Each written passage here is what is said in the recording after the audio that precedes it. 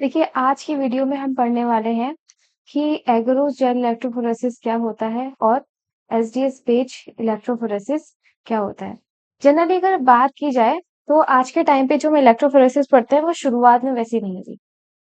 शुरू में जैसे आज के टाइम पर जो हम जेल यूज करते हैं तो उसमें दो टाइप की जेल यूज करते हैं। एक होती है हमारी एगरोस, वही दूसरी हमारी होती है एसडीएस पेज। तो कुल मिला के ये कैसा होता है, ये है हमारा एक सॉलिड मीडियम, है ना। Solid medium. और ये जो हमारी जेल होती है कैसी होती है, हमारी जेल जो होती है वो होती है हमारी पोरस, ठीक है। यानी कि इसमें छोटे छोटे छेद होते हैं।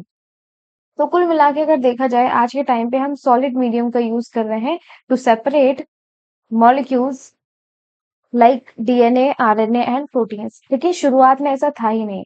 शुरुआत में क्या था कि हमारे एक साइंटिस्ट हुआ करते थे, आर्ने टाइसीलियस। आर्ने टाइसीलियस एक ऐसे साइंटिस्ट थे जिन्होंने सबसे पहली बार सोचा क्यों ना प्रोटीन को सेपरेट किया जाए on the basis of their charge. ठीक है, सबसे पहले इन्होंने ही कॉन्सेप्ट रखी of separating molecules based on charge mobility in an electric field. So इसके लिए इनको क्या मिला, नोबेल प्राइज मिला इन 1948। सो इन्होंने क्या सोचा, देखिए इनके पास क्या था, ब्लड सीरम प्रोटीन्स थी। अब ब्लड सीरम प्रोटीन्स क्या क्या होती हैं, जैसे albumin, alpha gamma, alpha beta gamma ग्लोब्यूलिन्स protein है। तो अगर इन चारों प्रोटीन को उनको सेपरेट करना होगा तो इसके लिए उन्होंने सोचा क्यों ना इन प्रोटीन के ऊपर चार्ज तो होगा, प्रोटीन है, प्रोटीन के पास चार्ज अमीनो एसिड भी तो होते ही हैं, कुछ नेगेटिवली चार्ज होते हैं, कुछ पॉजिटिवली चार्ज होते हैं। सो इसके बेसिस पे उन्होंने सोचा क्यों ना ऐसा किया जाए कि इलेक्ट्रिक फील्ड की प्रेजेंस में इन चार्ज मॉलिक्यूल्स को सेपरेट कर दिया जाए। यानी कि एल्ब्यूमिन प्रोटीन सीरम से अलग हो जाए, गामा ग्लोबुलिन अलग हो जाए, बीटा ग्लोब्यूलिन अलग हो जाए और ऐसे ही अल्फा ग्लोब्यूलिन भी अलग हो जाए। सो इसके लिए इन्होंने क्या किया, एक यू शेप, देखिए ये है एक, इसके लिए इन्होंने एक यू शेप्ड ग्लास ट्यूब ली। ठीक है, इसके लिए इन्होंने क्या लिया, एक यू शेप ग्लास ट्यूब ली। एक साइड यहाँ पर एनोड था और एक साइड यहाँ पर कैथोड था। और ऐसे ही इन्होंने क्या किया, फिर यहाँ पर इन्होंने यहाँ पर फिल कर दिया हमारा बफर। ठीक है, तो ये कंडक्टिविटी कौन प्रोवाइड कराएगा, वो कंडक्टिविटी प्रोवाइड कराएगा बफर, तो इसलिए इन्होंने यहाँ पर बफर फिल कर दिया। इसके अलावा जो मेन हमारा सैंपल था वो यू शेप्ड ग्लास ट्यूब जो है इसके बॉटम में रख दिया। अब जैसे ही देखिए, जैसे ही यहाँ पे करंट पास होगा तो मॉलिक्यूल्स के ऊपर क्या है, ये प्रोटीन्स हैं, इन प्रोटीन के ऊपर क्या होगा, चार्ज होगा। ठीक है, किसी पे नेगेटिव चार्ज होगा, किसी पे पॉजिटिव चार्ज होगा। तो अपने चार्ज के बेसिस पे अपोजिट पोल की तरफ क्या करेंगे, मूव करेंगे। अब इस मूवमेंट की वजह से क्या होता है इसमें ना, जैसे हम पानी होता है, पानी में अगर हम पत्थर डालें तो कुछ तरंग टाइप की बनती है, कुछ इसी टाइप की ना यहाँ पर बाउंड्रीज बनती है, कुछ ऐसी ऐसी। ठीक है, कुछ ऐसी ऐसी बाउंड्री बनती है और ये बाउंड्री मूव हो रही होती है अपने अपोजिट चार्ज वाले इलेक्ट्रोड की तरफ। इसीलिए इसको इन्होंने क्या नाम दिया, मूविंग बाउंड्री इलेक्ट्रोफोरेसिस। ठीक है, अब धीरे धीरे क्या हुआ कि ये जो हमारे मूविंग बाउंड्री आती थी, ठीक है, इसको हम बाउंड्री कह रहे हैं, बैंड्स नहीं है, ये बाउंड्रीज हैं, क्योंकि जैसे ही करंट स्टॉप होगा वैसे ही डिसॉल्व हो जानी है। तो ये क्या होती थी, ये डिसॉल्व हो जाती थी। हम प्रोटीन को अगर हमें आइसोलेट करना है, अगर हम मान लीजिए ये प्रोटीन सेपरेट हो गई, अगर हम उसको आइसोलेट करना चाहते हैं तो हम नहीं कर सकते ना उससे आइसोलेट पर्टिकुलर प्रोटीन को। तो इसके लिए क्या किया, और इसके लिए क्या किया, आगे जाके कुछ साइंटिस्ट थे जिन्होंने इस इलेक्ट्रोफोरेसिस पे वर्क किया। और ऐसे ही एक साइंटिस्ट है ऑलिवर स्मिथ। ऑलिवर स्मिथ ने क्या किया, जो जेल थी सबसे पहले जेल स्टार्च से बनाई।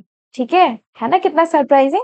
सबसे पहली जो जेल थी वो सीधे एग्रो से नहीं आई थी, सबसे पहली जेल जो आई थी वो आई थी हमारी स्टार्च से। लेकिन ये जो स्टार्च है बहुत फ्रेजाइल होता है, नॉट इजी टू हैंडल, इसलिए काफी सारी लेबोरेटरी में इस पर काम चलता रहा। और आगे जाकर क्या बना हमारा, आगे जाके हमारी जोन इलेक्ट्रोफोरेसिस आया। ठीक है, moving boundary electrophoresis basically liquid medium में परफॉर्म होती है, लेकिन अगर हम जोन इलेक्ट्रोफोरेसिस की बात करते हैं तो ये हमारा सॉलिड मैट्रिक्स पर होती है, जैसे कि एग्रोस। ठीक है, तो हमारा क्या बना, पहले एग्रोस जेल आया, फिर उसके बाद हमारा एसडीएस पेज आएगा।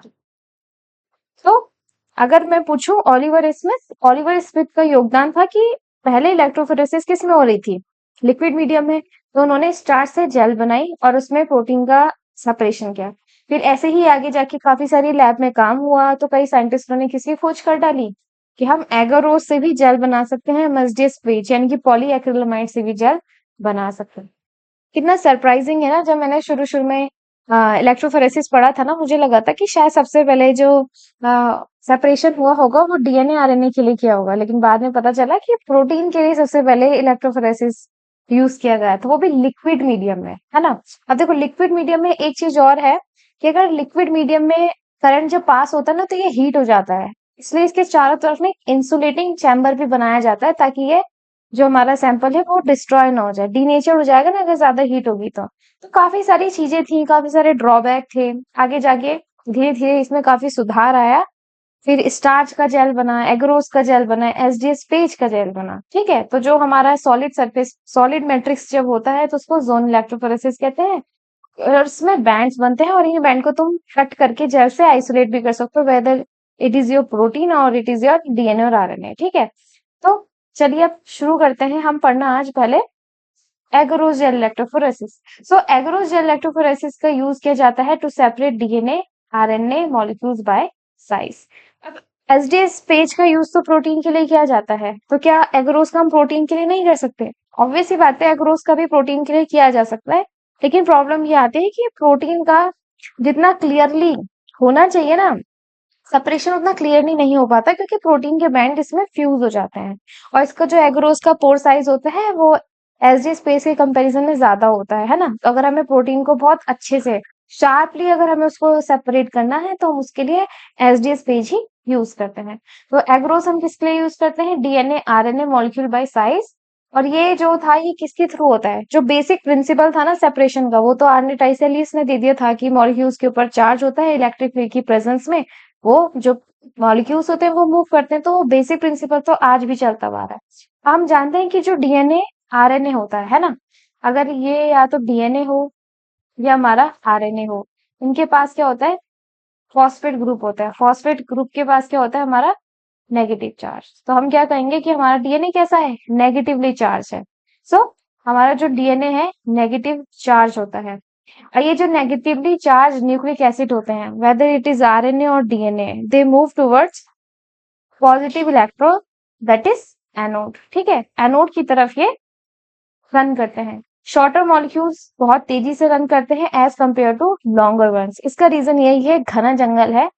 ऑब्वियस ही बात है, जो जो कोई छोटा जानवर होगा तो वो तो बहुत तेजी से उसमें निकल जाएगा।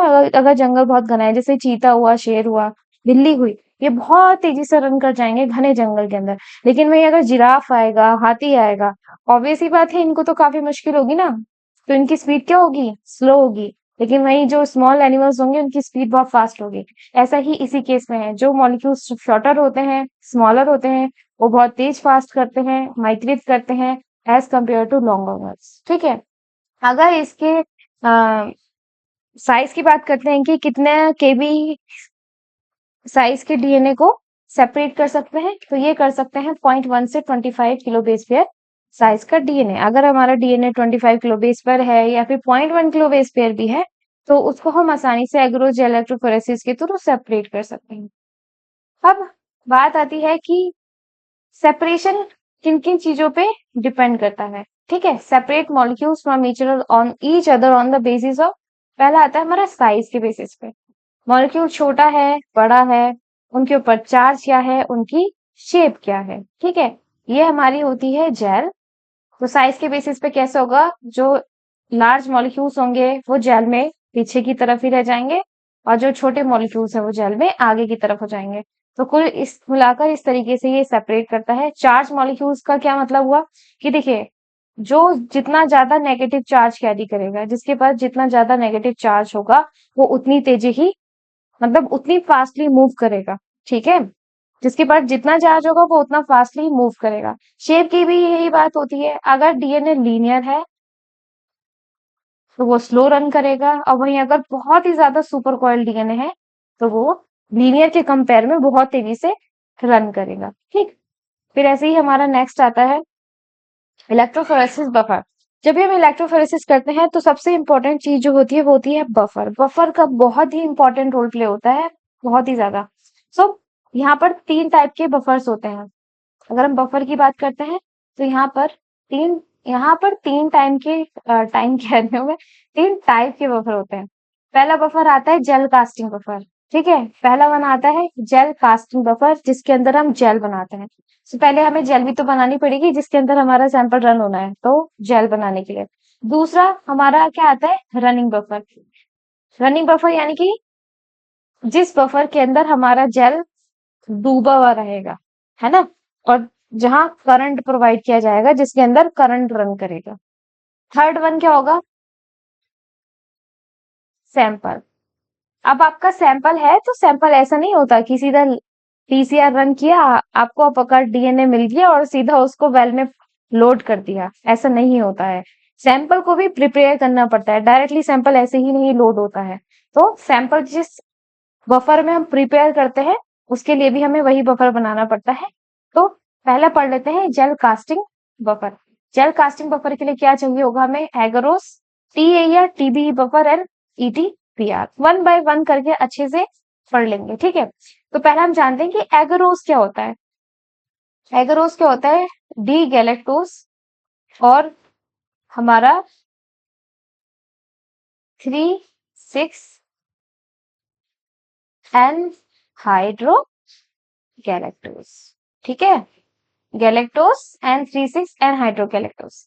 जब इन दोनों के बीच ये दोनों आपस में बीटा 1,4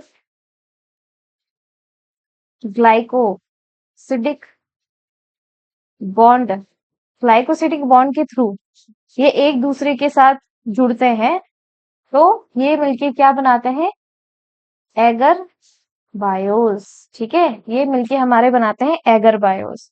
और यही एगर बायोस पॉलीमराइज होकर क्या बनाती है, एगरोस जेल।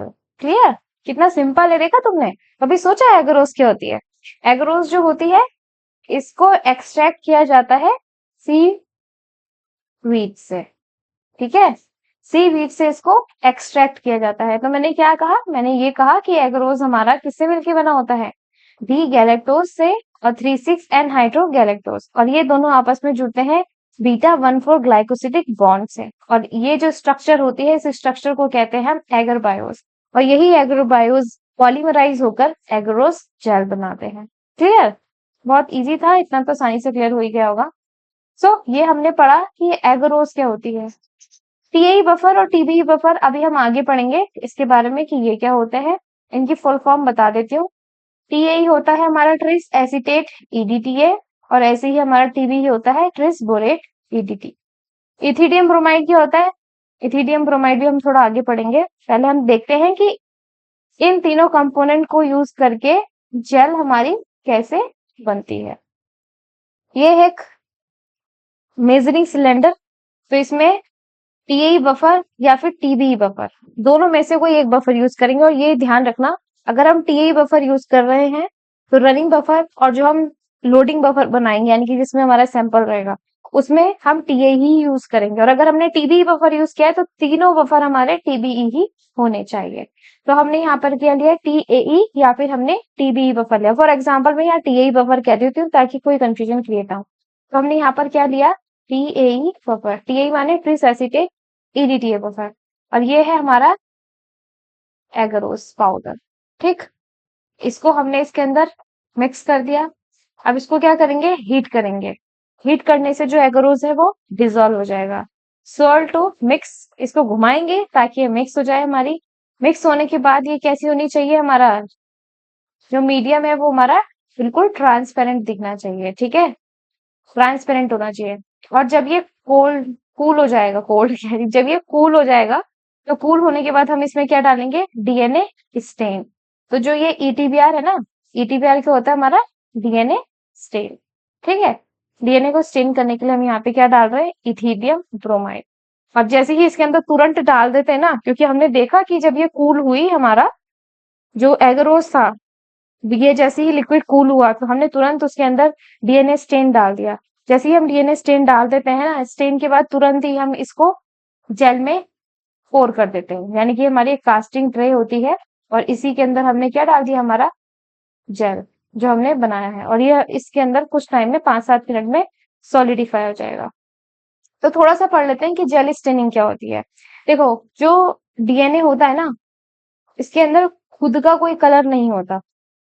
ये होता है कैसा हमारा, इसको हम बोल सकते हैं कि कलरलेस होता है। ठीक है, डीएनए कैसा होता है, कलरलेस होता है।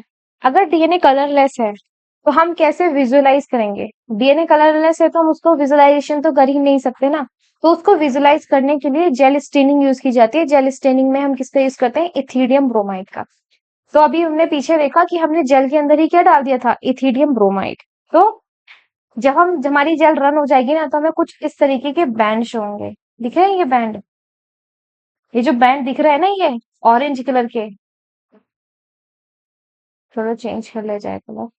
ये जो ऑरेंज कलर के हमें बैंड दिख रहा है ना, ये किसकी वजह से दिख रहा है, इथीडियम ब्रोमाइड की वजह से। क्योंकि ये एटीबीआर यूवी लाइट की प्रेजेंस में ऑरेंज कलर शो करता है, और इससे हमें पता चल जाता है कि जेल में हमारे डीएनए के बैंड कहाँ कहाँ है, जेल में हमारा डीएनए कहाँ कहाँ है। So what is ethidium bromide? It is a fluorescent dye intercalates between bases of the nucleic acid। जो न्यूक्लिक एसिड होता है उसके जो बेसिस होते हैं उनके बीच में ये जाकर बाइंड कर जाता है। अल्ट्रावायलेट लाइट के अंडर में क्या देता है ये, रेडिश ऑरेंज कलर देता है। हाईली सेंसिटिव होता है। मान लीजिए अगर इस सिंगल बैंड में 1 नैनोग्राम डीएनए भी होगा ना, तो ये उसको भी डिटेक्ट कर लेगा। ठीक है, it can detect approx 1 nanogram of double standard DNA per band. Now it detects both single standard हो या डबल स्टैंडर्ड न्यूक्लिक एसिड हो, दोनों को ही डिटेक्ट करता है। अब एक सवाल और, क्या इथीडियम ब्रोमाइड ही इकलौती डाई है जिसका यूज किया, मतलब स्टेन है जिसका यूज किया जाता है डीएनए स्टेनिंग के लिए? जी नहीं, इसके अलावा भी काफी सारे स्टेन हैं जिनका हम यूज करते हैं, लेकिन उनके अपने खुद के कुछ प्रोज और कॉन्स हैं। ठीक है, तो प्रोज और कॉन्स क्या हुए? तो प्रोज और कॉन्स से मेरा मतलब ये है कि हम पहले बात कर लेते हैं ईटीबीआर की। जो ईटीबीआर होता है ना, ये टॉक्सिक होता है। ठीक है, लेकिन बहुत ज्यादा सेंसिटिव भी होता है। सेंस सेंसिटिव की स्पेलिंग गलत लिख रही हूँ मैं, चलो कोई नहीं, सही कर देते हैं इसको। ये बहुत ज्यादा सेंसिटिव होता है, यानी कि बहुत लो अमाउंट में डीएनए प्रेजेंट है तो उसको भी डिटेक्ट कर सकता है। तो और ये हमारा यूवी डिपेंडेंट होता है। ये इसके 3 कैरेक्टरिस्टिक हमने ले लिए। तो हम पहले बात करते हैं cyber green and cyber gold की। देखिए, जो साइबर ग्रीन होते हैं, साइबर ग्रीन स्टेन है और साइबर गोल्ड स्टेन है ना, वो ईटीबीआर से काफी अच्छे होते हैं। कैसे? ये इसी कंपैरिजन में लेस टॉक्सिक होते हैं, ईटीबीआर से ज्यादा सेंसिटिव होते हैं, ये भी यूवी डिपेंडेंट होते हैं। बट इनका ड्रॉबैक ये है कि ये बहुत ज्यादा कॉस्टली होते हैं। ठीक है, कॉस्टली कह लो या फिर एक्सपेंसिव कह लो, ये बहुत ज्यादा कॉस्टली होते हैं या फिर एक्सपेंसिव होते हैं। ठीक है, नाउ बात करते हैं crystal violet and methyl blue. Crystal violet और मिथाइल ब्लू की बात की जाती है तो भाई ये ईटीबीआर के कंपैरिजन में टॉक्सिसिटी ठीक ही ठाक है इसकी भी, लेकिन सेंसिटिविटी इसकी कम होती है। यूवी इंडिपेंडेंट होते हैं, यूवी डिपेंडेंट नहीं होते हैं, ये यूवी इंडिपेंडेंट होते हैं। ठीक है, यानी कि जो ये मेथाइलिन ब्लू ये है ना, ये इनको यूवी की जरूरत नहीं होती है।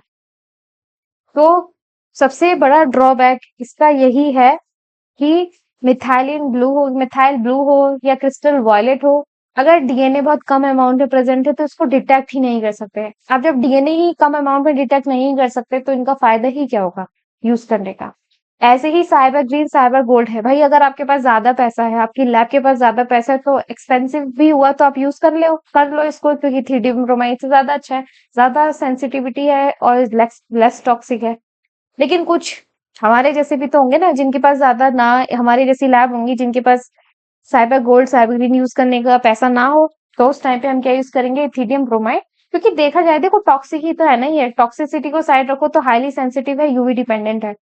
और हमें क्या चाहिए, सेंसिटिविटी तो चाहिए ना ज्यादा। बस ये है कि इथिडियम ब्रोमाइड जब यूज करते हैं तो प्रिकॉशंस काफी अच्छे लेने पड़ते हैं ताकि आपकी बॉडी पर ना गिरे। ऐसा नहीं है कि आपने ग्लव्स नहीं पहने, विदाउट ग्लव्स आराम से हाथों में छू छू के मजे से यूज कर रहे हो इथिलियम ब्रोमाइड को, है ना। प्रिकॉशन रखो तो ये भी बहुत अच्छा है, टॉक्सिसिटी ज्यादा इम्पैक्ट नहीं करेगा ना। फिर आता है हमारा रनिंग बफर। तो रनिंग बफर क्या होते हैं, एक होता है हमारा ट्रिस बोरेट ईडीटीए और ट्रिस एसीटेट ईडीटीए। जो ट्रिस बोरेट ईडीटीए होता है ना, ये इसकी आयनिक स्ट्रेंथ और जो बफरिंग कैपेसिटी है बहुत ज्यादा होती है, ठीक। लेकिन लोअर मॉलिक्यूलर वेट सैंपल जो होते हैं ये केवल उन्हीं को ही सेपरेट करने के लिए यूज किया जाता है।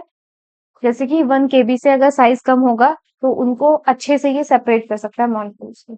वही अगर टीए की बात की जाती है तो लो बफरिंग कैपेसिटी होती है, लो बफरिंग कैपेसिटी की वजह से इसका यूज किया जाता है लार्जर न्यूक्लिक एसिड फ्रेगमेंट को सेपरेट करने के लिए, ठीक है। साइज क्या है, 12, मोर देन 12 kb का साइज होगा तो टीए का यूज करेंगे, लेस देन 1 kb का होगा तो पीबी बफर का यूज किया जाएगा। Now third one is loading buffer. मैंने कहा था ना, ऐसा नहीं होता कि सैंपल डायरेक्ट लोड कर दिया जाता है, सैंपल को भी प्रिपेयर किया जाता है। सैंपल को प्रिपेयर करने से क्या मतलब है, पहला आता है हमारा डेंसिटी इंग्रेडिएंट। सो डेंसिटी इंग्रेडिएंट का मतलब ये होता है कि आपने अपना सैंपल लिया और आपने उसको वेल में लोड कर दिया। देखो वेल में लोड करने का मतलब क्या होता है, ये है हमारी जेल, है ना। तो जेल जब हम बनाते हैं तो फॉर्म यूज करते हैं ना, उस फॉर्म की वजह से क्या बनती है, यहाँ पर वेल्स बनती है, ठीक। गड्ढे बनते हैं, वेल बनती है।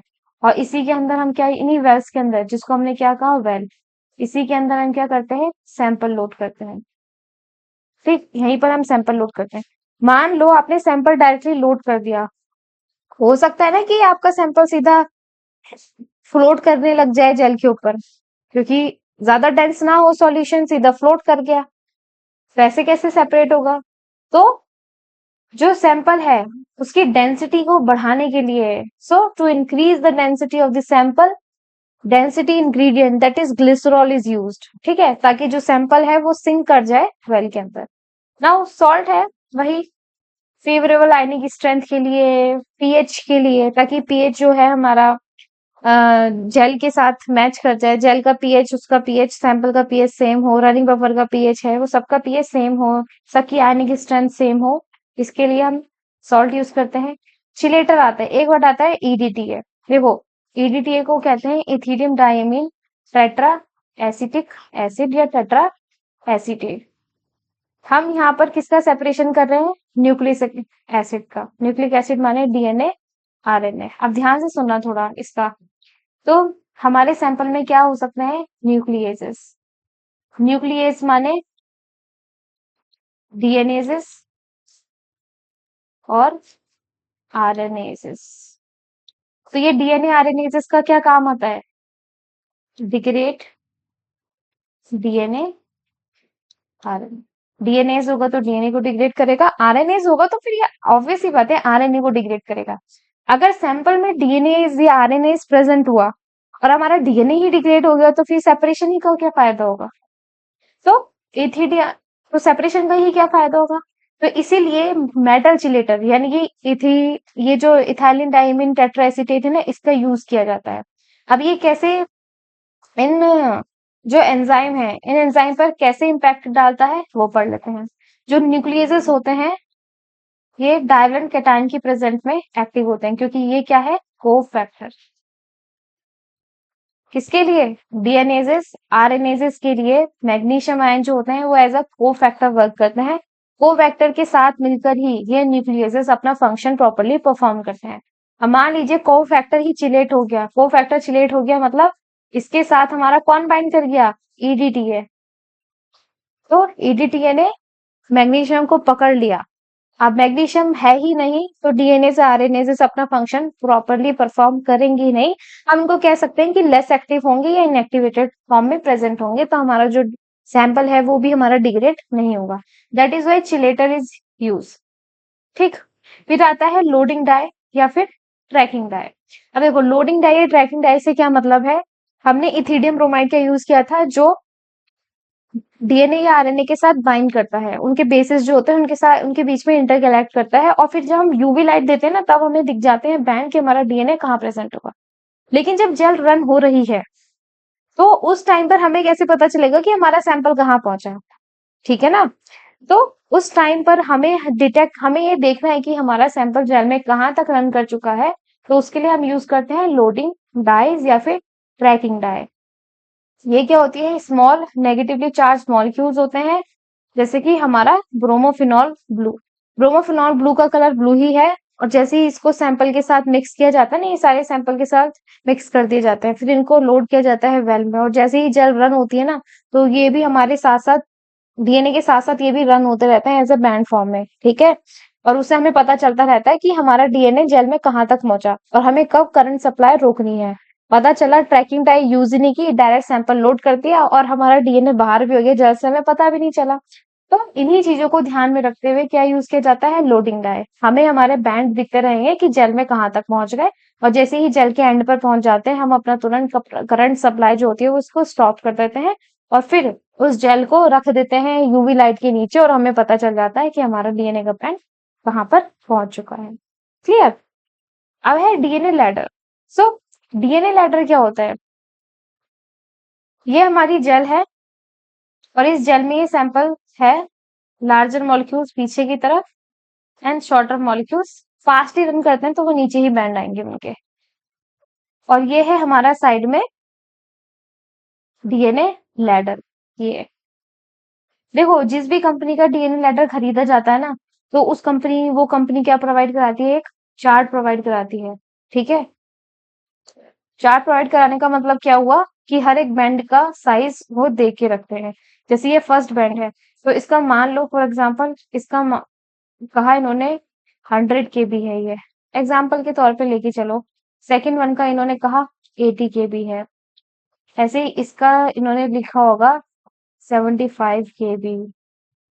हर एक बैंड की लेंथ लिखी होगी इन्होंने कि 60 KB। एंड में आते आते लास्ट वाले बैंड की लिखा होगा इन्होंने 5 KB। ठीक है, हर एक का क्या दे दिया इन्होंने, साइज बता दिया। चार्ट जो रहता है उसमें ये बता देते हैं कि हर एक लेटर में जो जो बैंड आ रहे हैं हर एक बैंड का सीक्वेंस लेंथ कितना है वो हमें पता रहता है। फिर हम क्या करते हैं, जेल रन होने के बाद यूवी लाइट के अंदर हमें हमारे बैंड दिख जाते हैं कि हमारा बैंड कहाँ है।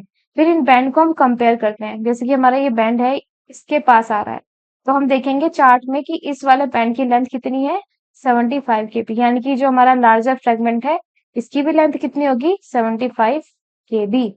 ऐसे ही शॉर्टर फ्रेगमेंट आते हैं, शॉर्टर वाले शॉर्टर वाले को इसी के साथ कंपेयर किया जाएगा। ऐसे ही इस बैंड की लेंथ भी वहां चार्ट में लिखी होगी, मान लो उसकी लिख रखी है 40 KB, तो हमें पता चल जाएगा जो हमारा शॉर्टर फ्रेगमेंट है उसकी लेंथ भी कितनी है, 40 KB। क्लियर। तो लेटर का यूज किस लिए किया जाता है कि हमारा जो डीएनए है सैंपल में जो हमारा तो अननोन सैंपल है ना, हमें थोड़ी ना पता है कि हमारी जो डीएनए है उसकी लेंथ कितनी है, उसका साइज क्या है, हमें तो साइज अननोन साइज है, हमें साइज ही नहीं पता। तो हम लेटर का यूज करते हैं और लेटर से कंपेयर करते हैं कि हमारे बैंड जेल में कहाँ कहाँ पर आए हैं, और फिर वहीं से लेटर के साथ कंपेयर करने पे हमारे अननोन डीएनए का साइज हमें पता चल जाता है। ठीक। देखो यहाँ पे भी एक नेगेटिव कंट्रोल जैसा शब्द लिखा हुआ है। अब what do you mean by negative control. Negative control क्या होता है कि अगर हमारे सैंपल में कंटैमिनेशन होगा तो कंटैमिनेशन होने की वजह से नेगेटिव कंट्रोल के बैंड हमें यहाँ पर शो होंगे। ठीक है, तो अगर नेगेटिव बैंड हमें शो होता है इसका मतलब हमारा जो सैंपल था वो कंटैमिनेटेड था, और अगर हमारा नेगेटिव कंट्रोल में कोई भी बैंड नहीं आता है तो हमारा सैंपल कंटैमिनेटेड नहीं था, प्योर सैंपल था। ठीक। सो नेगेटिव कंट्रोल क्या होता है, इसमें सैंपल ही नहीं होता। सैंपल होगा तो बैंड ही आ जाएगा ना, सैंपल ही नहीं होता इसलिए इसमें केवल क्या होगा, बफर होंगे, वाटर होगा, बफर्स होंगे और प्राइमर्स होंगे। ठीक, इसकी वजह से इसमें कोई भी बैंड नहीं आता है। बैंड कब आएगा नेगेटिव कंट्रोल में, बैंड कब आ सकता है, मान लो कि सैंपल तो हमने डाला ही नहीं है तो बैंड वैसे भी नहीं आएगा। नेगेटिव कंट्रोल है, सैंपल डाल देंगे तो कंट्रोल ही किस बात का बचा। तो अगर कोई कंटेमिनेशन था, मान लीजिए बाहर से ही कोई ऐसा हुआ कि डीएनए प्रेजेंट हुआ, तब उसका बैंड वहां पे शो हो जाएगा और हमारा जो एक्सपेरिमेंट था वो पूरा का पूरा फेल माना जाएगा, हम दोबारा से सब कुछ परफॉर्म करेंगे। Now the rate of migration of a DNA molecule through a cell through a gel is determined by the following. जो रेट ऑफ माइग्रेशन है ना डीएनए का जेल में, वो किन किन चीजों पर डिपेंड करता है। पहला होता है size of DNA molecule. Larger molecules run slower as compare to shorter one. Agarose concentration, higher the concentration of agarose, smaller will be the size of pore, and lower concentration of agarose will lead to larger size of pores. Now DNA conformation में circular DNA या single standard DNA जो होते हैं, circular single standard DNA, उनका band सबसे नीचे आता है, सबसे फास्टली रन करते हैं। फिर सुपर कॉइल डीएनए होते हैं, देन लीनियर, और सबसे स्लो मूवमेंट किसकी होती है, निक्ड या फिर रिलैक्स्ड सर्कुलर डीएनए की। रिलैक्स सर्कुलर डीएनए, देखो सुपर कॉइल्ड माने कुछ इस तरीके से कॉइल हो गया ये, ठीक है, दैट इज सुपर कॉइल्ड। और रिलैक्स सर्कुलर का मतलब क्या होगा भाई, ऐसे है मस्त, खूब बड़ा, ठीक है, दैट इज रिलैक्स्ड। और निक्ड का क्या मतलब हुआ, निक्ड का मतलब ये हुआ कि ये एक जगह से कैसा है, कटा हुआ है, ठीक है, कट है इसमें एक साइड से, दैट इज निक्ड। लीनियर हमारा, लीनियर। सुपर कॉइल तो ये बता ही दिया, सर्कुलर सिंगल स्टैंडर्ड कुछ इस टाइप का, ठीक है। तो फास्टली रन कौन करता है, जो सर्कुलर सिंगल स्टैंडर्ड डीएनए होते हैं बहुत फास्टली रन करते हैं, वही nicked relax circular DNA slow move करते हैं। फिर आता है वोल्टेज। वोल्टेज का क्या रोल है, वोल्टेज का रोल ये है कि मान लीजिए वोल्टेज हमने बहुत ज्यादा दी है, वोल्टेज बहुत ज्यादा है, तो जो करंट है ज्यादा है ना, लिख देते हैं यहाँ पे कि अगर वोल्टेज बहुत ज्यादा है तो जेल बहुत फास्टली रन करेगी। लेकिन वही अगर वोल्टेज हमारी कम है तो जो रन है जेल रन वो भी बहुत कम होगा। लेकिन अगर वोल्टेज बहुत ही ज्यादा है, हद से ही ज्यादा है, तो जेल क्या कर जाएगी, मेल्ट कर जाएगी, ठीक है। ये बात भी ध्यान रखनी है, ऐसा नहीं कि वोल्टेज हाई कर रहे हो बहुत जल्दी जल्दी, जो जिस एग्रोस इलेक्ट्रोफोरेसिस को रन करने में तुम्हें 1 घंटे का टाइम लग रहा था, तुमने सोचा यार क्यों ना वोल्टेज को बढ़ा दिया जाए और फास्टली रन कर दिया जाए, सो उससे भी तुम्हारा एक्सपेरिमेंट खराब हो जाएगा क्योंकि जेल मेल्ट कर जाएगी, ठीक है। सो वोल्टेज का भी इंपॉर्टेंट रोल हुआ ना, हुआ। अगर एक हद तक, जहां तक जेल मेल्ट ना करे उस स्टेज तक हम वोल्टेज अप्लाई कर रहे हैं तो हमारी जेल रन फास्ट करेगा, ठीक है। और अगर वोल्टेज कम है तो जेल स्लोली रन करेगा। प्रेजेंस ऑफ इथिडियम ब्रोमाइड, अब इससे क्या मतलब है, ईटीबीआर क्या है, रिकॉल करो तुम दोबारा से, what is the role of ETBR. ये एक जेल स्टेन है, ठीक है। जेल स्टेन का क्या मतलब हुआ कि यूवी की प्रेजेंस में जेल में हमारे बैंड डीएनए के कहाँ बने, ये हमें ईटीबीआर की प्रेजेंस में ही पता चलता है। लेकिन जो ईटीबीआर है ये इंटरकैलेट करता है between the bases of the nucleic acid, जिसकी वजह से ये चेंजेस क्रिएट कर देता है डीएनए के शेप में, उसके साइज में, उसके चार्ज में और उसके कॉन्फर्मेशन में, ठीक है। ये कुछ ऐसे कैरेक्टरिस्टिक्स होते हैं जो ईटीबीआर की वजह से चेंज हो जाते हैं, और यही चेंजेस की वजह से जो rate of migration of a DNA है वो डिफर करता है। फिर आता है इलेक्ट्रोफोरेसिस बफर। देखो बफर अगर अच्छे हैं, उनकी आयनिक स्ट्रेंथ अच्छी है तो जेल भी हमारा अच्छा रन होगा। वहीं बफर ही बेकार होगा, बफर की आयनिक स्ट्रेंथ कम होगी, उसकी बफरिंग कैपेसिटी कम होगी, तो जेल भी हमारा प्रॉपरली रन नहीं होगा। तो ये सब किसके बारे में था, ये सब था हमारा एगरोस जेल के विषय में। नाउ हम पढ़ते हैं what is sodium dodecyl sulphate polyacrylamide gel electrophoresis. तो देखिए ये क्या होती है, generally it is used to separate proteins. Protein molecules present in a sample can be separated on the basis of differences in the size, shape and charge of the protein molecules. देखिए अगर हम generally books में पढ़ने जाते हैं ना SDS page को, काफी सारी कंफ्यूजन क्रिएट हो जाती है बफर्स को लेकर, केमिकल्स को लेकर, स्टेन को लेकर। फिर स्टैकिंग जेल क्या होती है, रिजॉल्विंग जेल क्या होती है, सेपरेटिंग जेल क्या होती है, ये सारे नाम होते हैं, टर्म्स होते हैं ना। तो इसको मैंने क्या किया, इसको मैंने 3 पार्ट में ही डिवाइड कर दिया है ताकि इजिली हमें समझ में आ जाए। पहला होता है सैंपल प्रिपरेशन, फिर दूसरा हम पढ़ेंगे running buffer preparation and third हम पढ़ेंगे जेल। जेल में भी हम पहला पढ़ेंगे stacking gel preparation and second one is resolving gel preparation. ठीक है, क्या है समझ?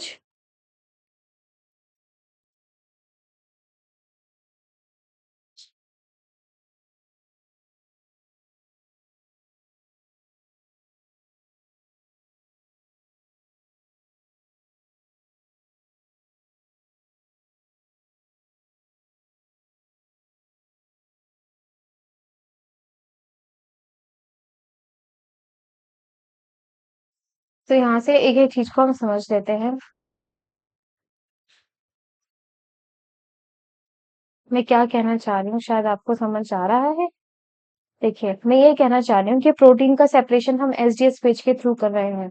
तो थोड़ा पहले हम पॉलीएक्रिलामाइड के बारे में ही पढ़ लेते हैं कि एक्रिलामाइड क्या होता है। कर्सर ही दिखाई नहीं दे रहा है, कर्सर कहाँ गया? देखो, ऐसा ना होता ही है। व्हाइट स्क्रीन है, कर्सर का साइज भी कितना छोटा है, दिखाई ही नहीं दे रहा है। तो ये है हमारा एक्रिलामाइड। और फिर एक होता है हमारा बिस एक्रिलामाइड। सो एक्रिलामाइड एक मोनोमर है, और जब दो मोनोमर आपस में जुड़ते हैं तो वो हमारा बिस एक्रिलामाइड बनाते हैं। यानी कि एक एक्रिलामाइड ये रहा, एक और एक्रिलामाइड मोनोमर, एक और एक्रिलामाइड मोनोमर, और ये दोनों किसके थ्रू जुड़ेंगे यहाँ पर? ये यहाँ पर जुड़ रहे हैं मिथाइलिन ब्रिज के थ्रू। ठीक है, और ये मिथाइलिन ब्रिज के थ्रू जुड़कर बनाते हैं बिस acrylamide. Clear? So acrylamide and बिस एक्रिलामाइड मिलकर आपस में क्रॉस लिंकिंग करके ये बनाते हैं हमारा पॉली एक्रिलामाइड जेल। समझ आया? एक्रिलामाइड, ये हमारा बिस एक्रिलामाइड बना। सो इस बिस एक्रिलामाइड के साथ एक्रिलामाइड और जोड़ दो, बिस एक्रिलामाइड के साथ एक्रिलामाइड और जोड़ा, इन्होंने आपस में क्या किया? क्रॉस लिंकिंग किया, और क्रॉस लिंक की वजह से क्या बन गया हमारा? Poly acrylamide gel. ठीक है, तो हमें ये तो समझ आया ना कि एक्रिलामाइड से जेल ही कैसे बनती है। सो इसमें हम पहला पढ़ते हैं कि सैंपल प्रिपरेशन कैसे होता है, सैंपल को कैसे प्रिपेयर किया जाता है। सो सैंपल प्रिपेयर में सबसे पहले तो हमारे पास सैंपल ही होगा, यानी कि प्रोटीन। फिर हम यहाँ पर यूज करेंगे फ्रेश HCl। सबसे इंपॉर्टेंट चीज जो आपको यहाँ ध्यान रखनी है ना, सारा गेम यहाँ पर पीएच का है। ठीक है, सैंपल का पीएच कितना है यहाँ पर? 6.8। Then bromophenol blue. Bromophenol blue क्या होती है? ट्रैकिंग डाई, जो हमें जेल में बताएगा कि हमारा सैंपल कहाँ तक रन हो चुका है। अब है यहाँ पर sodium dodecyl sulphate and beta mercaptoethanol. So protein क्या होती है? प्रोटीन में नॉन कोवलेंट बॉन्ड होते हैं, कोवलेंट बॉन्ड होते हैं, जैसे कि हमारा डाइसल्फाइड बॉन्ड हो गया। तो नॉन कोवलेंट बॉन्ड को ब्रेक करने के लिए सोडियम डोडेसाइल सल्फेट का यूज किया जाता है, और डाइसल्फाइड बॉन्ड को रिड्यूस करने के लिए बीटा मरकैप्टोइथेनॉल का यहाँ पर यूज किया जाता है। Sodium dodecyl sulphate non covalent bond को ब्रेक करने के साथ साथ क्या प्रोवाइड कराता है? प्रोटीन को नेगेटिव चार्ज प्रोवाइड कराता है। ठीक है, एसडीएस विथ नेगेटिव चार्ज, ये प्रोटीन मॉलिक्यूल्स हैं और सबके ऊपर उसने क्या प्रोवाइड कराया है? Negative charge, SDS with negative charge. और ये हमारा प्रोटीन रहा, और इस प्रोटीन के साथ ये क्या करते हैं? बाइंड करते हैं, और बाइंड करने के बाद ये पूरा लीनियर है ना, प्रोटीन को इन्होंने लीनियर स्ट्रक्चर में कन्वर्ट कर दिया है, और पूरे प्रोटीन पर नेगेटिव चार्ज है। इसका तो ये यूज हुआ, और यहाँ पर ये डाइसल्फाइड बॉन्ड था, इसको किसने तोड़ दिया? बीटा मरकैप्टो इथेनॉल ने इसको यहाँ पर रिड्यूस कर दिया। फिर ग्लिसरॉल का है, ग्लिसरॉल वही विस्कोसिटी या फिर डेंसिटी इंक्रीज होगी तो विस्कोसिटी भी अपने आप बढ़ी जाएगी, तो डेंसिटी को इंक्रीज करने के लिए इसका यूज किया जाता है, and then distil water to make a following. Now running buffer, running buffer में क्या क्या होगा हमारा, ट्रिस बेस, ठीक है। रनिंग बफर में क्या होगा, ट्रिस बेस। अब इसका भी हमें क्या चीज ध्यान रखनी है कि इसका पीएच है, सैंपल का पीएच 6.8 और इसका पीएच 8.3। ग्लाइसिन है, sodium dodecyl sulphate and then distil water. अब देखो पीएच का जो मैं बोल रही थी ना, क्या गेम है, पीएच का गेम क्या है, रनिंग बफर का पीएच 8.3, सैंपल का पीएच 6.8, स्टैकिंग जेल का पीएच 6.8, यानी कि सैंपल का पीएच और स्टैकिंग जेल का पीएच सेम है। सेपरेटिंग जेल 8.8, सेपरेटिंग जेल को रिजॉल्विंग जेल भी कहा जाता है, ठीक है, रिजॉल्विंग जेल। तो इसका पीएच 8.8 और हम जानते हैं हमारे रनिंग बफर का पीएच 8.3, यानी कि समहाउ सेपरेटिंग जेल और जो रनिंग बफर है ना, इनका पीएच थोड़ा बहुत सेम ही है, 8.8 8.3, और सैंपल का और स्टैकिंग का तो सेम है ही 6.8। सो रनिंग बफर हमने देख लिया कैसे प्रिपेयर होता है। अब देखते हैं जेल की बारी। जेल में क्या क्या होता है, पहला आता है स्टैकिंग जेल। स्टैकिंग जेल में एक्रिलमाइड होगा, वही एक्रिलमाइड बिस एक्रिलमाइड तो होगा ही ना। तो जनरली लैब में किया जाता है, एक्रिलमाइड और बिस एक्रिलमाइड को साथ में एक इसका सॉल्यूशन बना के साथ में रख दिया जाता है लैब में, ठीक है। सॉल्यूशन बनाने से क्या मतलब है, ये एक बॉटल है और इस बॉटल में एक्रिलमाइड भी है प्लस बिस एक्रिलमाइड भी है, और इसको कवर कर दिया जाता है क्योंकि लाइट सेंसिटिव होती है ना ये, इसको कवर करके रखा जाता है, ठीक है। एल्यूमिनियम फॉयल से इसको जनरली डार्क बॉटल में रखा जाता है, एल्यूमिनियम फॉयल से इसको कवर करके रखा जाता है लाइट सेंसिटिव होने की वजह से। सो एक्रिलमाइड हो गया। फिर 0.5 मोलार ट्रेस HCl से इसको बनाया जाता है स्टैकिंग जेल को, इसका पीएच 6.8 होता है। सोडियम डोडेसाइल सल्फेट, वही प्रोटीन को यूनिफॉर्म नेगेटिवली चार्ज प्रोवाइड कराने के लिए। फिर आता है हमारा एपीएस। एपीएस का क्या फुल फॉर्म होता है, अमोनियम पर सल्फेट। एक आता है हमारा टीमिड। टीमिड का क्या होता है, tetra methyl ethylene diamine. इसके अलावा है distil water. Acrylamide dissolving gel में भी वही रहेगा, एक्रिलमाइड रहेगा, लेकिन जो हमारा ट्रिस है 1.5 मोलार का 8.8 पीएच का ट्रिस HCl यूज किया जाएगा। वही एसडीएस है, एपीएस है, टीमिड है, डिस्टिल वाटर है। बस एक चीज इंपॉर्टेंट और है यहाँ पर, स्टैकिंग जेल में एक्रिलमाइड की कंसंट्रेशन कम होती है और रिजॉल्विंग जेल में एक्रिलमाइड की कंसंट्रेशन ज्यादा होती है। यानी कि रिजॉल्विंग जेल में एक्रिलमाइड की कंसंट्रेशन ज्यादा होने की वजह से पोर का साइज कम होगा, वहीं स्टैकिंग जेल में एक्रिलमाइड की कंसंट्रेशन कम है तो पोर का साइज ज्यादा होगा। इसके अलावा जो ये ट्रिस है 0.5 मोलार का होता है और इसमें 1.5 मोलार का होता है। तो अब जानना चाहेंगे कि एपीएस और टीमिड का क्या रोल है ना। एसडीएस का तो रोल हमने बता ही दिया, negative uniform negative charge provide कराता है, बट एपीएस और टीमिड का क्या रोल है। देखो एपीएस अमोनियम पर सल्फेट, तो ये हमें क्या प्रोवाइड कराता है, फ्री रेडिकल्स, ठीक है, फ्री रेडिकल्स ये हमें प्रोवाइड कराता है। और टीमिड क्या करता है, इन फ्री रेडिकल्स को इन फ्री रेडिकल्स के फॉर्मेशन को इंड्यूस करता है। टीमिड इंड्यूस करेगा एपीएस को कि वो फ्री रेडिकल फॉर्मेशन शुरू करे और साथ ही साथ इनको स्टेबलाइज भी करता है, ठीक, साथ ही साथ इनको क्या करेगा, वो स्टेबलाइज भी करेगा। और जब फ्री रेडिकल बनते हैं ना, तभी एक्रिलमाइड का पॉलीमराइजेशन होता है और पॉली एक्रिलमाइड जेल बन जाती है। क्लियर सब कुछ, एक्रिलमाइड का यही है, जेल है, इसी से ही जेल बनेगी। 0.5 मोलार का ट्रेस है, एसडीएस है नेगेटिव चार्ज प्रोवाइड कराने के लिए, एपीएस टीमिड का रोल भी पता चल गया, टीमिड इंड्यूस करता है एपीएस को कि वो फ्री रेडिकल फॉर्म करे और वही फ्री रेडिकल का यूज करके पॉलीएक्रिलमाइड जेल बन जाती है। Same goes for resolving gel, बस रिजॉल्विंग जेल में दो ही डिफरेंसेस आते हैं, इसका जो एक्रिलमाइड है इसकी कॉन्सेंट्रेशन ज्यादा होने की वजह से जो पोर का साइज है वो बहुत कम होता है, वहीं स्टैकिंग जेल में पोर का साइज ज्यादा होता है। Clear, now go to next slide. अब देखो मैंने पीएच के लिए वो कहा था कि पीएच का रोल काफी इंपॉर्टेंट है, इसलिए कहा था कि रनिंग का है 8.8, स्टैकिंग का है 6.8 और सेपरेटिंग का है 8.8। हम जानते हैं ट्रिस में जो रनिंग बफर है उसमें क्या मिलाया था, ग्लाइसिन। सो ग्लाइसिन का जो पीआई पॉइंट है वो है 6.7। अब आइसोइलेक्ट्रिक पॉइंट क्या होता है, आइसोइलेक्ट्रिक पॉइंट वो पॉइंट होता है कि जिस पॉइंट पर ज्विटर आयन बनते हैं।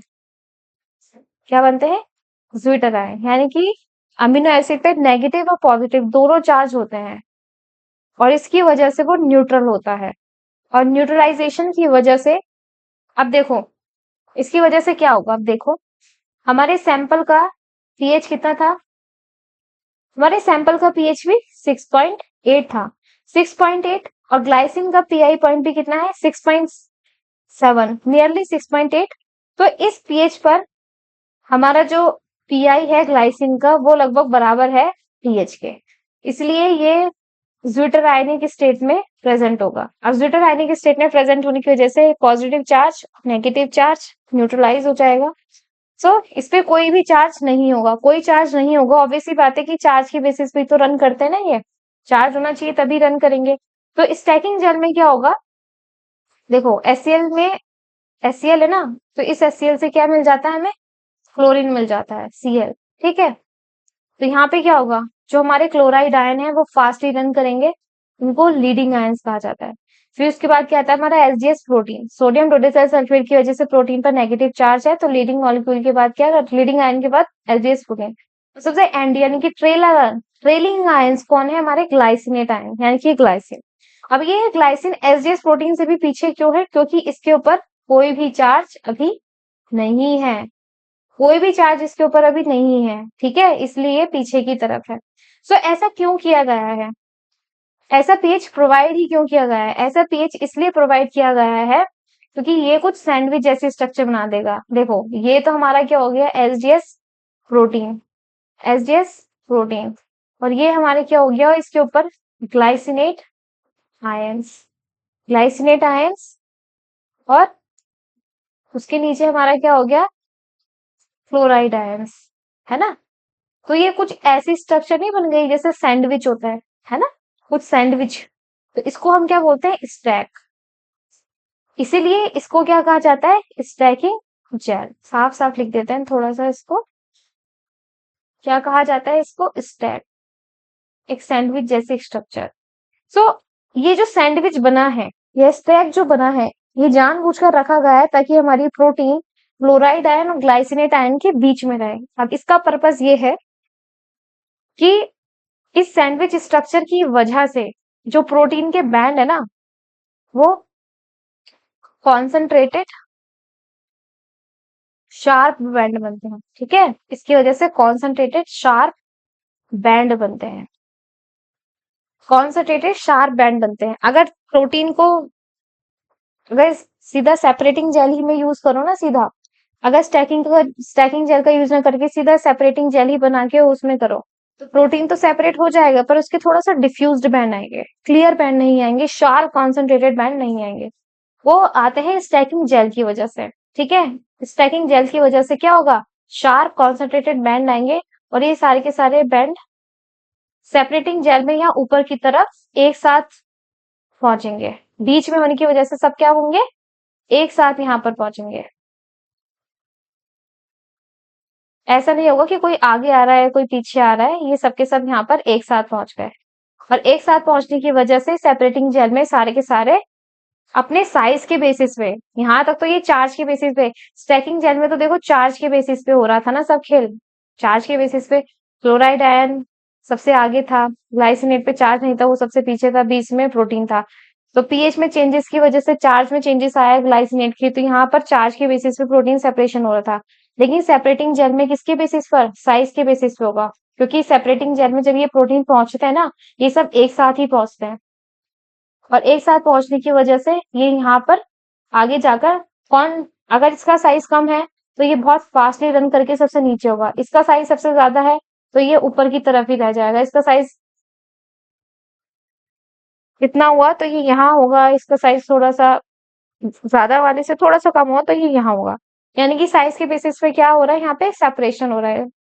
जो शॉर्टर मॉलिक्यूल्स हैं वो ज्यादा फास्टली रन कर रहे हैं as compare to larger one. Clear हुआ इतना? ये बहुत बेसिक था। ठीक है, अब देखो नीचे यहाँ देख सकते हो, जैसे ही पीएच में चेंज आया, पीएच 8.8 हुआ। पीएच 8.8 होने की वजह से पीआई आइसोइलेक्ट्रिक पॉइंट कितना था? 6.8। तो यहाँ पर पीएच क्या हो गया? ज्यादा, 8.8 पीएच, 8.8 पीएच हो गया। ठीक, 8.8 पीएच हो गया, तो जिसकी वजह से ग्लाइसिनेट आयन पे क्या हो जाएगा? Negative charge. हाई पीएच जब होता है तो हाई पीएच में OH माइनस की कंसंट्रेशन बढ़ जाती है ना? और यहाँ पर H की कंसंट्रेशन कम होती है, H प्लस की कंसंट्रेशन कम, OH माइनस की कंसंट्रेशन ज्यादा। और ये जो NH है ना, ये NH2 में आ जाता है, और ये हमारा जो COS था ये अपना लूज कर देता है हाइड्रोजन। तो ये CO नेगेटिव में आ जाता है, जिसकी वजह से हायर पीएच में ग्लाइसिन के ऊपर नेगेटिव चार्ज होता है, तो ये प्रोटीन से फास्ट रन करता है, यानी कि ये बीच में आ जाएगा। क्लियर? और हमारा प्रोटीन साइज के बेसिस पे सेपरेटिंग जेल में सेपरेट हो जाएगा, जिसको हम रिजॉल्विंग जेल भी कहते हैं, रिजॉल्व हो जाएगा। क्लियर? नाउ डीएनए लेटर का यूज करके हम आइडेंटिफाई कर लेते थे कि हमारे बैंड का साइज क्या होगा। ऐसे ही यहाँ पर यूज किया जाता है मॉलिक्यूलर स्टैंडर्ड्स का। यहाँ पर डाल्टन में साइज दिया है कि 2 लाख डाल्टन का है, कोई 45,000 डाल्टन का प्रोटीन है, लास्ट वाला 14,400 डाल्टन का प्रोटीन है। हमारा बैंड ये आया, यानी कि 45,000 एंड 31,000 के बीच में, यानी कि जो हमारी अननोन प्रोटीन थी इसका वेट 45 और 31,000 के बीच में कहीं होगा। तो इससे हम आइडेंटिफाई कर सकते हैं ना कि हमारी टारगेट प्रोटीन ये भी हो सकती है, क्योंकि मॉलिक्यूलर वेट हर एक प्रोटीन का पता होता ही है, तो उसके बेसिस पे हम यहाँ पे आइडेंटिफाई कर सकते हैं हमारी अननोन प्रोटीन क्या हो सकती है। ठीक है, और उसके फर्दर कंफर्मेशन के लिए और भी टेस्ट तो होते ही हैं। क्लियर? नाउ डीएनए के विजुअलाइजेशन के लिए डीएनए स्टेन यूज किया गया था। डीएनए स्टेन कौन सा डीएनए स्टेन था, याद है? Ethidium bromide. तो प्रोटीन का भी तो खुद का कलर नहीं होता, उसके लिए हम विजुअलाइजेशन के लिए भी यहाँ पर स्टेन यूज करेंगे। तो स्टेन यहाँ पर क्या यूज किया जाता है? कॉमेसी ब्रिलियंट ब्लू, जो बाइंड करता है प्रोटीन के साथ पर जेल के साथ बाइंड नहीं करता। देखो ये जो दिख रहा है ना, ये हमारा क्या है? मार्कर है। ठीक है, प्रोटीन मार्कर। इनके वेट पता है, जैसे ये 25 डाल्टन का होगा, ये 35 का, ये 44, और सबसे लार्जर वाला कौन सा है? 245 डाल्टन का। और ये हमारे क्या आ रहे हैं? बैंड आ रहे हैं। ठीक है, जैसे ये हमारा बैंड आ गए। और ये जो ब्लू कलर के बैंड दिख रहे हैं ना, ये किसकी वजह से दिख रहे हैं? ये ब्लू कलर के बैंड दिख रहे हैं कोमेसी ब्रिलियंट ब्लू के वजह से। तो लोअर डिटेक्टेबल लिमिट क्या होती है? 0.1 टू 0.5 माइक्रोग्राम ऑफ प्रोटीन। अगर प्रोटीन 1.5 माइक्रोग्राम भी हुआ ना, तो कोमेसी ब्रिलियंट ब्लू उसको भी डिटेक्ट कर लेगा। एसिडिक बफर कंडीशन में it binds to basic and hydrophobic residues of protein and changing in colour from dull reddish brown to intense blue. Clear? अब देखो ये एसिडिक बफर है ना, अब तुम हो सकते हो कंफ्यूज कि ये अब एसिडिक कहाँ से आया। अभी तक तो हम जेल में यहाँ पर पढ़ रहे थे कि जेल का पीएच 8.3 है, यहाँ पर 8.8 है ना, 6.8 है। एसिडिक कहाँ से आ गया? तो भाई एसिडिक कैसे आता है, इसको एक बार क्लियर कर देती हूँ, थोड़ा ना साफ अच्छे से समझ आ जाएगा, लिखने का थोड़ा स्पेस मिल जाएगा।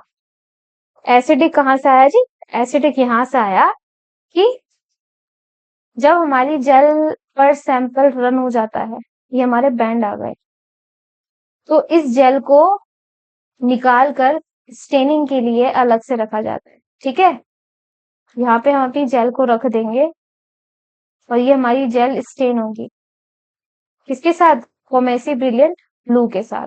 अब कोमेसी ब्रिलियंट ब्लू डायरेक्ट नहीं डाली जाती है। कोमेसी ब्रिलियंट ब्लू में क्या होता है? इस डाई के साथ साथ ये कोमेसी ब्रिलियंट ब्लू, इसके साथ साथ हमारा डी स्टेनिंग सॉल्यूशन होता है। अब देखो डी स्टेनिंग सॉल्यूशन खुद से किससे बनके बना होता है? मिथेनॉल से and plus glacial acetic acid. ठीक है, तो ये जो एसिटिक एसिड था ना, इसकी वजह से वहां पर क्या हुआ?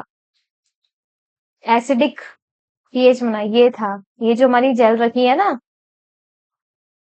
तो ये जेल कहाँ रखी है अब? कोमेसी ब्रिलियंट ब्लू में। ठीक है, इसके अंदर हमारा कोमेसी ब्रिलियंट ब्लू है, मिथेनॉल है, ग्लेशियल एसिटिक एसिड है।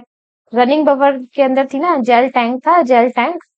एसडीएस जब हम रन करते हैं, जेल टैंक में रन करते हैं ना, तो वहां से निकाल दी हमने जेल। जेल वहां से निकालने के बाद हमने दूसरे बॉक्स में रखी है, जिस बॉक्स में हमारा क्या है, मिथाइलिन, ये कोमेसी ब्रिलियंट ब्लू है, मिथेनॉल है, ग्लेशियल एसिटिक एसिड है।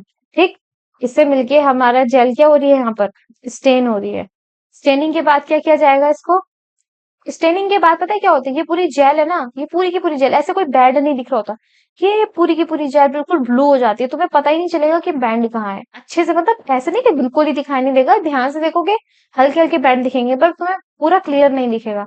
तो उसके लिए क्या किया जाता है, स्टेन के बाद इसकी डी स्टेनिंग भी की जाती है। ठीक है, डी स्टेनिंग के लिए डी स्टेनिंग सॉल्यूशन यूज किया जाता है, जिसमें केवल मिथेनॉल होता है और ग्लेशियल एसिटिक एसिड होता है केवल। ठीक है, इसके बाद ये हमारा क्या हो जाएगा, डी स्टेन हो जाएगा। डी स्टेन होने के बाद ये हमें हमारे इस तरीके के बैंड दिख जाते हैं, और हमें हमारा ये जो मॉलिक्यूलर मार्कर है प्रोटीन का, इसके थ्रू हम पता लगा लेंगे कि हमारे जो जेल में बैंड आया ना प्रोटीन का, उसका वेट कितना है। अब ऐसा नहीं केवल कोमेसिवलेंट ग्लू के थ्रू ही स्टेनिंग की जाती है, सिल्वर स्टेनिंग के थ्रू भी की जाती है। सिल्वर स्टेनिंग के थ्रू भी की जाती है, permanent visible staining of the protein. यहाँ पर सिल्वर आयन जो होते हैं वो रिड्यूस हो जाते हैं टू मेटेलिक सिल्वर, और ये डिपॉजिट होते हैं, ठीक है, प्रोटीन में, और क्या देते हैं कलर, ब्राउन ब्लैक कलर।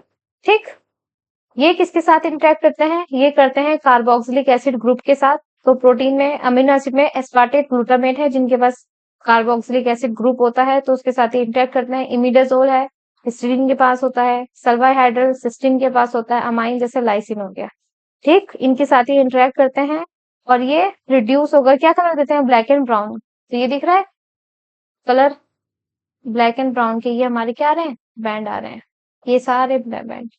ये तो हमारा मार्कर है, तो हमें इसका मॉलिक्यूलर वेट पता ही है। ठीक है, किलो डाल्टन, जैसे इसका 50 किलो है, 37 kilo dalton, sorry 25 kilo dalton का वेट। इसकी lower detectable limit Coomassie brilliant blue के कंपैरिजन में बहुत ज्यादा होती है, 0.5 नैनोग्राम ऑफ, उसका माइक्रोग्राम में था, इसका नैनोग्राम में है। Clear, so thank you so much. यही था लास्ट स्लाइड, जिसमें हमने पढ़ लिया agarose gel electrophoresis and SDS face. देखो, जो बेसिक डायग्राम है ना, इसके एपरेटस जो है वो तो तुम गूगल से, यूट्यूब वगैरह से देख सकते हो कि क्या होता है, लेकिन जो मेन जानकारी बताई है ना, स्टैकिंग की, सैंपल विजुअलाइजेशन की, ये सारी कुछ काफी हटके था। ये मैंने खुद से एक्सपेरिमेंट परफॉर्म किए हैं, तो उसके बेसिस पे मैंने ये सब कुछ बताया है। क्लियर, चलिए, थैंक यू सो मच।